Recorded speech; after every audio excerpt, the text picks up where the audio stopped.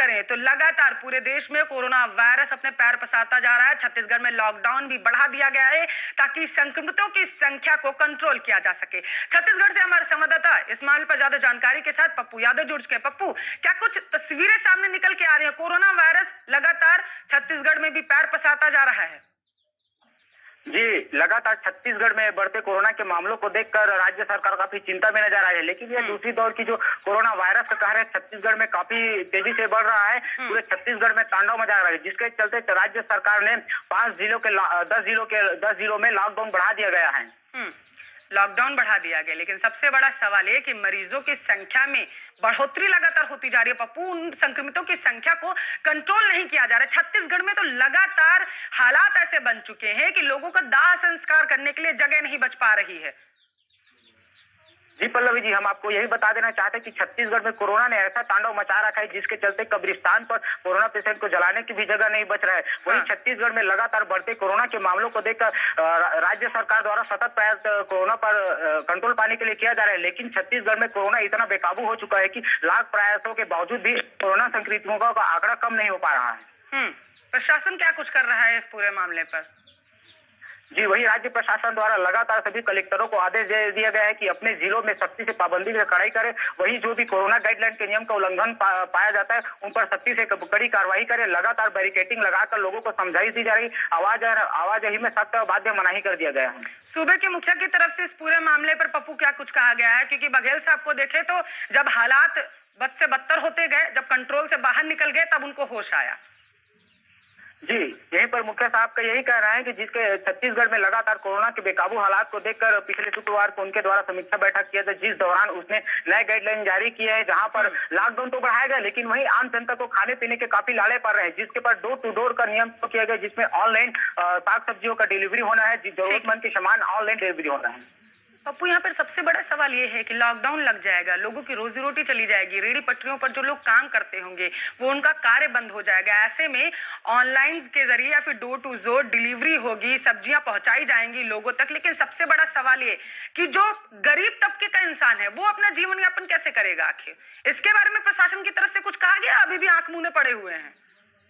जी, इसी जो गरीब है, जिनको इस कोरोना काल के संकट काल में रोज कमाते हैं रोज खाते हैं, ऐसे गरीब परिवार को अभी भूखे के दिन देखने पड़ रहे हैं, जहां पर छत्तीसगढ़ सरकार अभी भी मौन नजर आ रही है। ऐसे गरीब परिवारों के लिए छत्तीसगढ़ सरकार ने किसी प्रकार की गाइडलाइन नहीं जारी की है, जिसके चलते आज गरीब परिवार भूख के मारे मरते हुए नजर आ रहे हैं। आपकी बात हो पाई है रेहड़ी पटरी वालों से कि उनका इस पूरे मामले पर क्या कुछ कहना है? क्योंकि लॉकडाउन को बढ़ा दिया गया है। अब लॉकडाउन आगे 26 अप्रैल तक रहना था, लेकिन अब लॉकडाउन बढ़ के मई तक चला गया है। तो सबसे बड़ा सवाल यह है कि संक्रमित मरीजों की संख्या पप्पू कम नहीं हो रही है और एक के बाद एक लॉकडाउन बढ़ाया जा रहा है। उनके जीवन यापन के लिए क्या कुछ तैयारियां? जी, इस मामले में हमने जो मिडिल क्लास फैमिली है और जो लो क्लास फैमिली, इन लोगों से बात की तो उनके द्वारा साफ शब्दों में कहा गया कि सर, हम कोरोना से तो कम बल्कि अपने भूख के पेट के बीमारी से ज्यादा मर जाएंगे, क्योंकि छत्तीसगढ़ में लगातार मध्यम वर्ग के लोग रहते हैं जो रोज कमाते हैं रोज खाते हैं। ऐसे लोगों को इस लॉकडाउन में काफी परेशानी व दिक्कतों का सामना करना पड़ रहा है। इस मामले को लेकर छत्तीसगढ़ सरकार बिल्कुल मौन नजर आ रही है। ऐसे गरीब परिवारों को लेकर अभी तक छत्तीसगढ़ सरकार ने किसी प्रकार के निर्णय नहीं लिए गए हैं। कोई भी निर्णय प्रशासन की तरफ से नहीं लिया गया है। सीधे तौर पर पप्पू, अगर देखा जाए, जैसे कि आप जानकारी देते हुए नजर आ रहे हैं कि प्रशासन की सीधे तौर पर इस पूरे मामले पर लापरवाही है। एक, संक्रमित मरीजों की संख्या में लगातार इजाफा होता जा रहा है, कंट्रोल नहीं कर पाई सरकार, प्रशासन और सूबे के मुखिया असफल रहे हैं कहीं ना कहीं। दूसरी तरफ आम जनता के लिए तैयारियां जो थी वो नदारद हैं। जी, इस मामले में देखते हुए यही लगता है कि छत्तीसगढ़ जो सरकार है आम जनता को लेकर उतना चिंतित नजर नहीं आ रहे हैं, क्योंकि छत्तीसगढ़ में जिस प्रकार से कोरोना बेकाबू हो रहा है उसी प्रकार से लगातार तो छत्तीसगढ़ सरकार द्वारा लॉकडाउन बढ़ाया जा रहा है। लेकिन दूसरी तरफ वही जो रोज कमाने रोज खाते ऐसे मध्यम वर्ग मजदूरों के लिए किसी भी प्रकार की गाइडलाइन जारी नहीं की, जो कि कहीं न कहीं छत्तीसगढ़ सरकार ऊपर सवाल या निशान खड़े कर रही है। ठीक है, प्रवासी मजदूर भी पहुंच रहे हैं, क्योंकि इससे पहले भी आपने हमें जानकारी दी थी आर्या न्यूज को कि प्रवासी मजदूर छत्तीसगढ़ पहुंच रहे हैं और महाराष्ट्र से सबसे ज्यादा मजदूर छत्तीसगढ़ पहुंच रहे हैं। सबसे बड़ा सवाल है, महाराष्ट्र में तो गठबंधन में सरकार बैठी हुई है और वहीं पर छत्तीसगढ़ में क्या कुछ तैयारियां हैं उनको लेकर के? जी, छत्तीसगढ़ सरकार द्वारा बैठक के दौरान साफ शब्दों में बोल दिया गया है कि जो भी प्रवासी मजदूर बाहर से प्रदेश राज्य दूसरे राज्य से छत्तीसगढ़ राज्य आते हैं उनके लिए बस स्टेशन, रेलवे स्टेशन, इन सभी जगहों पर बैरिकेडिंग लगाकर उनसे रोककर कोरोना टेस्टिंग किया जाएगा। वह 24 घंटे के अंदर उनका टेस्ट रिपोर्ट आना अनिवार्य होगा और साथ ही साथ जो भी इस मामले में कोरोना पेशेंट पाया जाता है उसको तत्काल कोई सेंटर इलाज के लिए भेज दिया जाएगा। इलाज के लिए भेज दिया जाएगा। कहाँ भेजा जाएगा? अस्पतालों की फिर हालत कैसी है पप्पू अभी?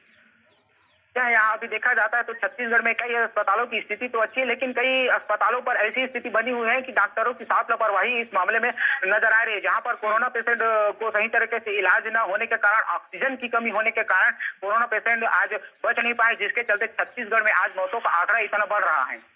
बिल्कुल, मौतों का आंकड़ा बढ़ता जा रहा है, लेकिन सबसे बड़ा सवाल यहाँ पर पप्पू ये भी बढ़ जाता है कि 1 साल हो गया कोरोना वायरस को। 2020 की तस्वीरें 2021 में दोबारा से सामने निकल के आ रही है। मतलब प्रशासन ने किसी तरीके की कोई तैयारी नहीं की पिछले 1 साल में और ना ही किसी तरीके की कोई सीख ली।